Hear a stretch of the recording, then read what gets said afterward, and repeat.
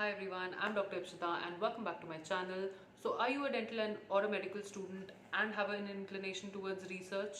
Are you someone who is interested in becoming a scientist but you're not sure how to, or you don't know what the scope of research in our country is like? Well then this is the video for you. We are in conversation with Dr. Amrita Natarajan, who's currently working as Scientist C at ICMR, that is Indian Council of Medical Research, and we have everything covered in this particular video where we talk about how you become a scientist at ICMR, what are the things that you need to be keeping in mind, how should you plan your journey ahead, what the scope of research in our country is like, what kind of jobs are waiting for you, what other things should you keep in mind, what courses should you be taking, what other areas are there where you can be working.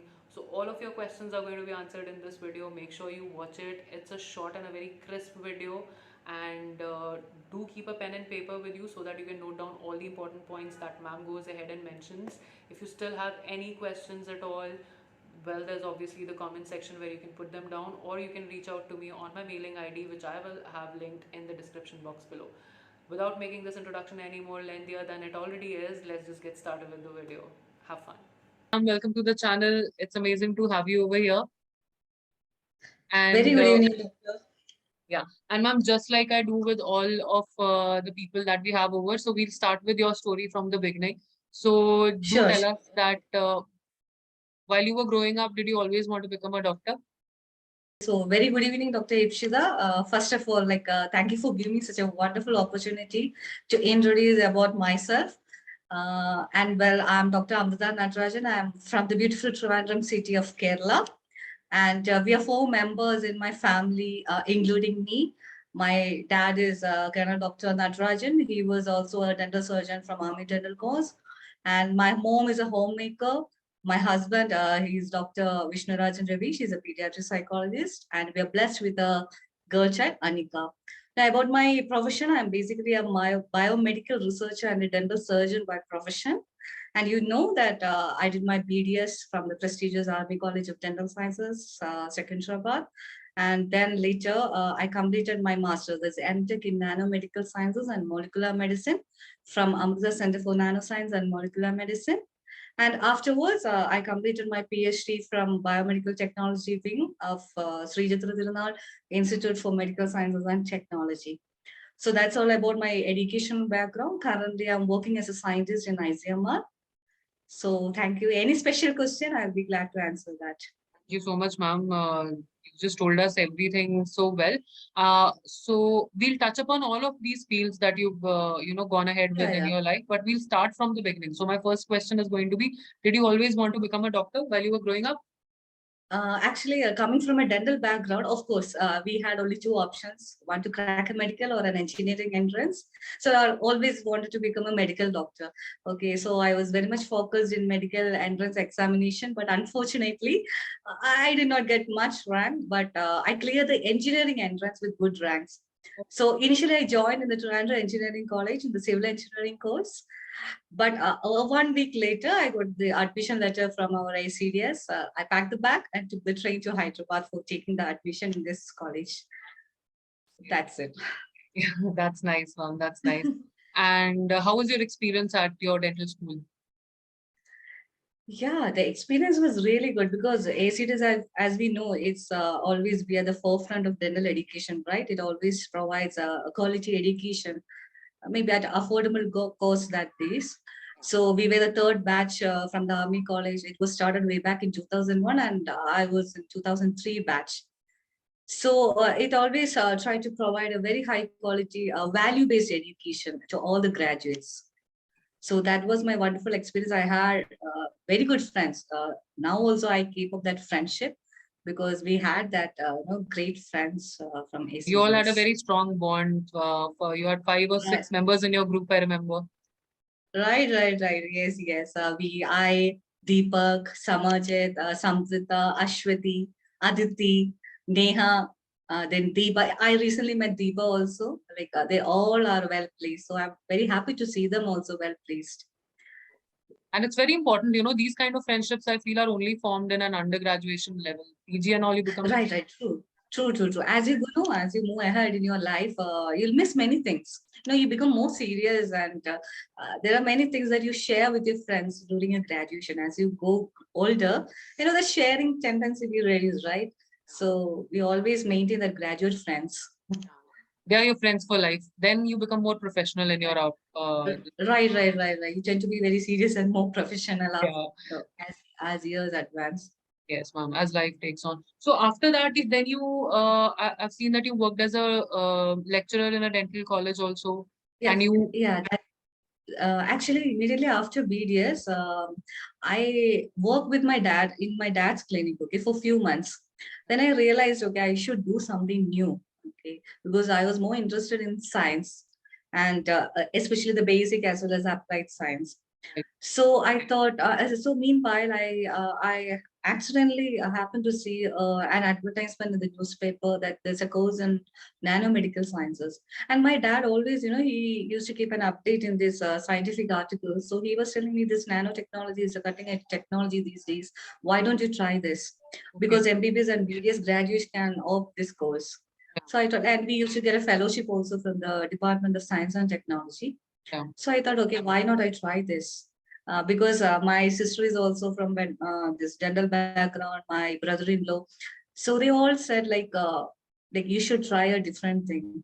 So I thought, okay, I'll write this entrance examination. I was not confident, but I could clear the exam. I got an offer letter. Then I joined at Amrita Center for Nanoscience and Molecular Medicine. So I got a fellowship also from DST. Okay. So, ma'am, this is the JRF that you're talking about? No. No, no, no, no. JRF and SRF is related to the PhD. Yeah. DST gives fellowship for the MTech graduates This because is for your our MTech that you're telling us, right? yes, yes, MTech, MTech. Okay. And MTech is for how long, ma'am? It's for 2 years? It's a 2 year post graduation course. It's a regular course actually. It's a well recognized. It's the first India's this nano bio center in the field of nanomedicine. So it's well recognized nationally and internationally for its academic and research contribution in the field of nanomedicine, molecular medicine, etc. And so what did you have in mind when you were thinking about joining MTech? Did you think that you're going to get into research? Or what are the basic aspects, professional aspects that you keep in mind that, okay, if I do MTech, this area is going to be open to me? Yeah, of course. I was more interested. As I told, before, after completing my BDS, I want to explore new things. Okay, so this MTech is a basic course for research. Okay, because you learn a lot of things coming from a clinical background. The research field is entirely different. Okay, handling various things. I know characterization technique, equipment, everything is different. So this is actually what you can say a basic course or a fundamental course that a step before your research career. So I thought, okay, anyway, I'll move towards the research field. So MTech is a suitable option for that. Okay. And ma'am, so if a student is interested in research, let's say after graduation, what other things can he do to sort of accelerate his growth in the field of research? MTech is one. See, MTech is one. You can go abroad and can do MS in biomaterial science. You can do try out molecular medicine. Okay. I think in India itself, in IIT, is, then IISs, etc. You can all, even after BDS or MTS, you can try for these fellowships like research associate or senior research fellows from the prestigious CSIR or ICMR or DSC or DBT fellowship. They'll give you. You just have to need to write a research proposal to them. So when you get a fellowship, of course, you can try for exploring all these areas, and you can even get registered for a PhD course. Okay. So ma'am, fellowships are usually for how long? And could you just briefly tell us what a JRF is and what a senior research fellow is? Yeah, JRF is Junior Research Fellowship. Okay, that's when you clear this exam, the CSIR or ICMR, DBTs, TSC, etc. JRF is given for 2 years. Okay, so once after you get registered to the PhD, you'll have a comprehensive exam after 2 years. Okay, till then you will be a JRF. So once your comprehensive exam is done, you are eligible to become a senior research fellowship after 2 years. Okay. Okay, so it gets automatically updated to a senior research category. Then for next 3 years, you can work as a senior research fellowship. But what I did was, after completing BDS, I did my MTech. Okay, then I wrote an exam for this PhD. I cleared the PhD entrance examination, but I did not have this JRF fellowship.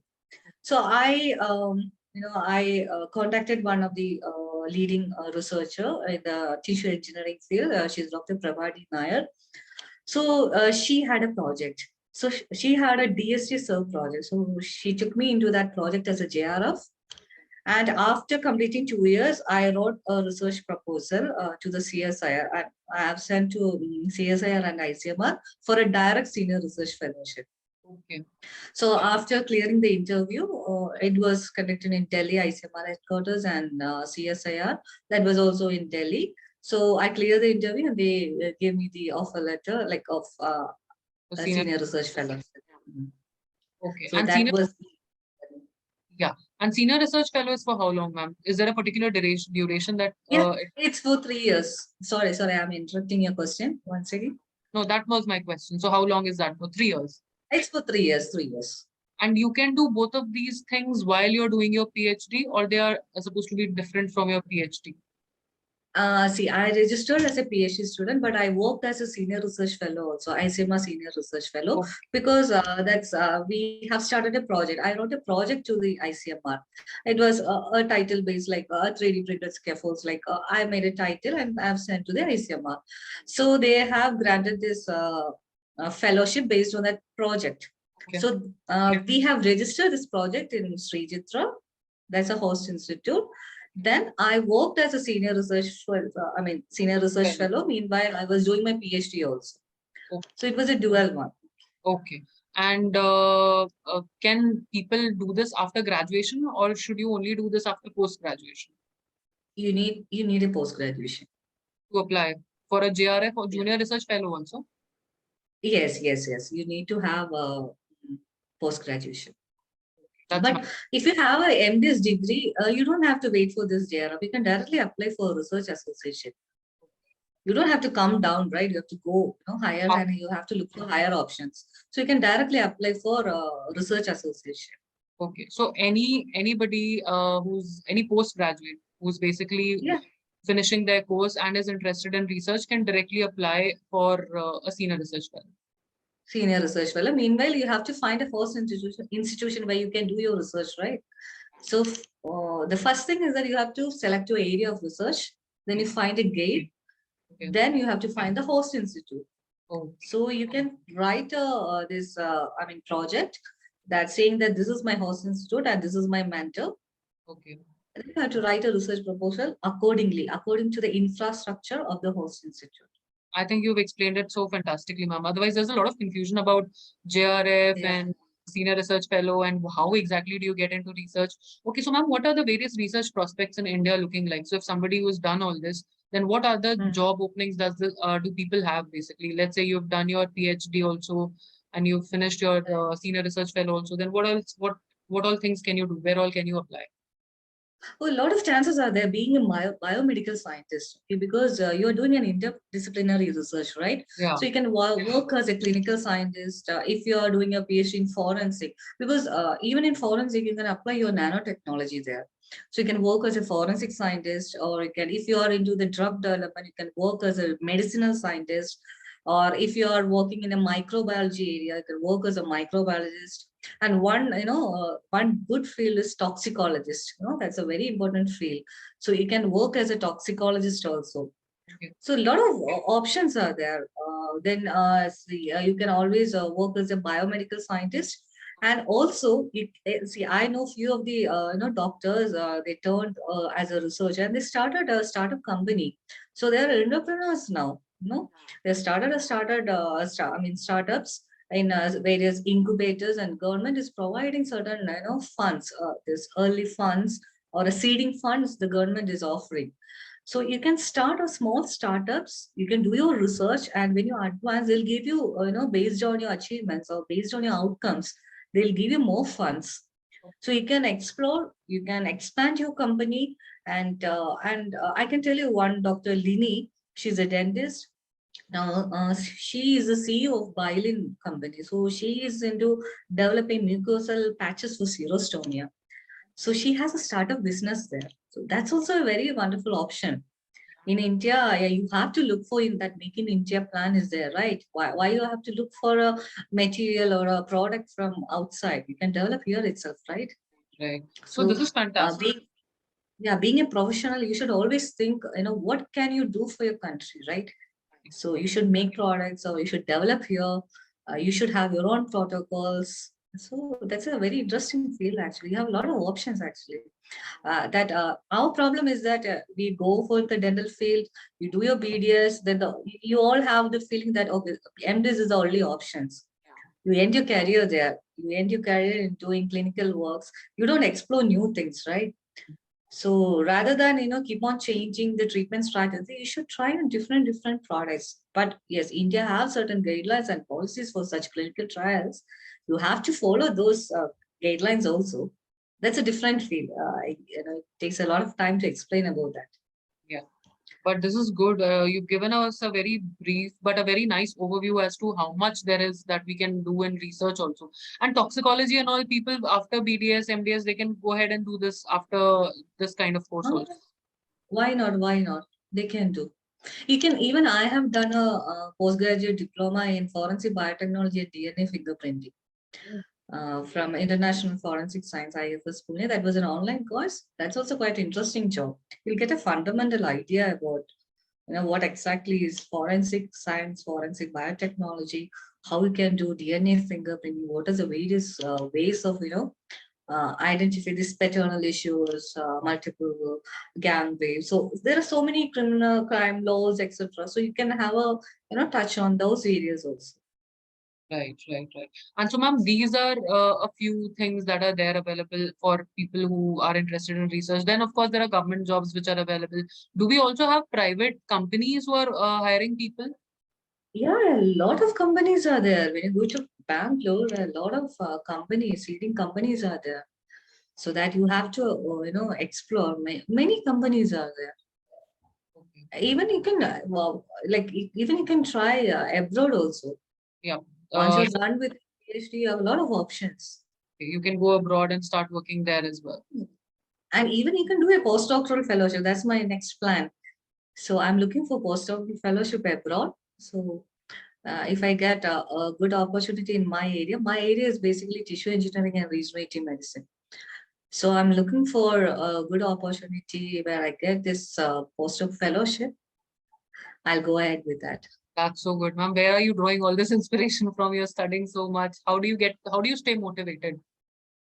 Sorry, pardon. I didn't get your How question. do you keep yourself motivated to continuously work so well and work so hard? How do you do? See, you have a very supporting family. That's very important. Then rather than like my dad, I told you he's a very inspirational fellow. So he keeps reading many things. So he gives me, ideas and latest technologies, etc. And rather than, we always have to read. See, education is a continuous learning process, right? So there's no end for that. So keep on reading that, you'll get many things. And ma'am, could you tell us a bit And about? also expand your, connections. Yeah, You attend national conferences, go for international conferences, present your work there. You'll get a lot of connections there. So, and meanwhile, you'll get the opportunities as well. So when you present your work and when your work is getting acknowledged, you feel a kind of happiness, right? When your work is getting acknowledged, when it's get published in the, your dream journals, it's all wonderful moments in your life. But meanwhile, you have to maintain a work-life balance as well. yeah. So innovations are actually being a researcher, innovations is the main thing. Okay, you should have that innovative things should be there. Ideas should come. And then you will have plenty of room for your growth, expansion, everything. Right, right, right. So mindset has to be such that you need to keep thinking. Right, right. You should never, say that, okay, I'm done with my studies. You should always go ahead. Okay, there will be, okay, of course, there will be, challenges and opportunities will be there that you cannot, separate those. It will be there, challenges, definitely. It's part of our professional life. So you have to, you should find solution for every problem. Right, that's so true. And ma'am, could you tell us a bit about your area of research? Like, what is it exactly that you do in nanotechnology? Okay. Like after MTech also, that was a nanomedical course. My project was on tissue engineering, bone tissue engineering. Okay, so I continued my research when I joined Sri Chitra as a PhD student. So I was working in osteochondral tissue engineering. That is, you are trying to recreate the lost or the damaged tissues using certain, 3D printed scaffolds and stem cells with certain biological cues. Okay. So that was my area for, those defects that are caused by multifactorial pathologies. So it will be a solution for the unmet clinical need. Okay. And ma'am, how would you explain that life in research is like? Is it very dynamic? Is it slow? Or is it very interesting? Or is it mundane? Or how is it It depends. It depends on how how perceive you it? take up your research. Yes. So if you are, if you have a passion for research, yes, of course, you can, proceed ahead and ahead. So be an expert in your field. What else I can say? Boost your career, be an expert. There will be always a thrilling moment when you do a research. When you sometimes you won't get any results. You'll always end up in negative findings. See, it's a part of positive and negative things, right? Yeah. So, so you should always find for that. Keep a passion for research. Right. I hope I answered your question properly. No, no, you did, you did. In fact, and we'll deviate from this a little bit, and we'll ask you. So, what do you do for to keep yourself? What do you do for fun? Fun. Okay. Yeah, we have nice moments with my, right now I'm in Bangalore. Okay. I miss my family now. They are in Trivandrum. So like every month I go home. So we will have nice moments. And I also play violin. So that's my, hobby. So these were the beautiful moments. I have a lot of friends. We used to have a lot of fun actually when I go home. Yeah. And ma'am, since you've touched upon hobby, it is something I feel very closely about. Having a hobby is very important. Wouldn't you agree? Of course, of course. You can never put your 100% just on your research or just on your career itself. You should have beautiful moments in your life. Take a break every 1 or 2 months. You should take a break, go somewhere, be with your family, spend your time with your kids, because these are very special moments. That's what I always say. You should always keep a work-life balance. You should always keep time for precious moments. You should share your, all the worries. Maybe it could be a beautiful moment or your worries with your family. That's the only way you can vent out your, what, you vent out your emotions, or sometimes you get frustrated when you don't get something. So you need to share with your dear ones. Right. So a happy moment should be there in your life. Yeah, yeah. And so, ma'am, how would you say, what would you say about this whole thing about figuring out? So you should just know from the beginning that, okay, this has to be the next step and this has to be the next step. Or would you say that while you were going through your life, you figured out things that, okay, maybe this is okay, okay, maybe let me try this.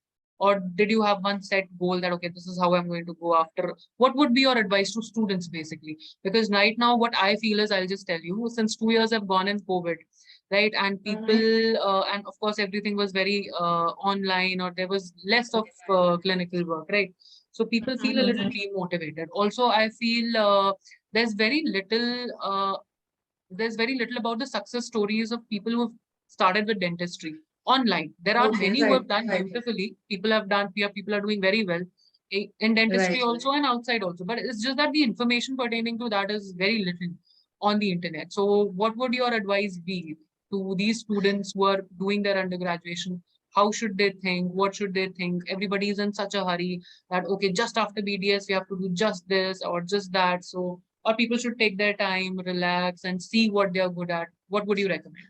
Yeah, I'll always advise that your life is short, so you should not delay anything. You should Okay. take spontaneous decisions in your life, but it should not be wrong. But at the same time, look for opportunities and think differently rather than you should always think differently. Explore new ideas and things. as I said before also, learning, I mean, education is a continuous learning process, right? So you should think about being a dentist. Yes, you are a professional. So you have to change. You have to put your inputs and bring a change to the world. You can do wonderful things here because, having a dental or a medical background, you can use that as a powerful weapon actually to use or to use that accurately to change the world. So never think that, okay, I'm done with it, right? You should go ahead. You should explore new things and find, there are many opportunities actually. So, you can always attend, there will be a lot of conferences. So you should keep on, update your knowledge. Right. And the more you educate yourself or spread knowledge, it always adds the quality of your professional life, right? So that's what I want to say, that you should not say that, okay, I'm done with it, or I have, there are opportunities. You should look for it actually. So you should basically never think that, okay, now I'm done with BDS, now just this is enough. Or now I'm done with MDS, now I'm only going to stick to my clinic, and you should keep learning, right? Yeah, we should keep learning. That's what I'm Keep telling. attending courses. Yeah, keep attending courses. There, a lot of courses are there. You can even, try for, that quality management, or there are a lot of courses are there. It's not coming on the tip of my tongue. But if anyone, want to know about, you can just put a mail or a message to me. I can help you out. A lot of things are there actually. Constantly keep updating yourself. I think that's what ma'am is trying to tell us, Yeah. that whichever Yes, field yes. you're in, keep exploring. If you're an endodontist, there's so much to learn there also. There are newer materials, instruments coming up. If you're in public Right, health, right, there are right. many things there. So there are always new things that you need to keep Right. yourself. See, technology is so much advanced, right? And we are also a technologist. This is also like we are using so many technologies. That's why we are doing new things, right? Right. So one person is working on the backside. That's why we're using the advantage of those technologies, right? So why don't you? Yeah. Why can't you? You can also do it, right? You can also be the So take pioneer of something. So take initiative is what is important. initiative. That's the best thing. You should take your own initiative. Yeah. No one will help you out. Like this research or anything, like any field, it's not a spoon feeding process, right? You have to explore things. Maybe people may help you, but that initiative thing should come within you. Yeah. So any journey is always difficult. You will have to carve your own path, right? Right, People right, might right. help It's you. not an People might, easy. yeah, you were saying. It's not an easy process. You have to go a long way. When you look back, you might have suffered a lot thing, but yeah, it's a long process of journey. Yeah. People may help you, but you cannot demand for every time, right? So you have to look for opportunities. So you have to be your own savior, basically. Right, right, right, correct. So, ma'am, thank you so much for joining in and for giving us so many important points. And I think your story in itself is very incredible, how you tried to think differently and you've landed at such a prestigious place. You're working as a scientist at ICMR.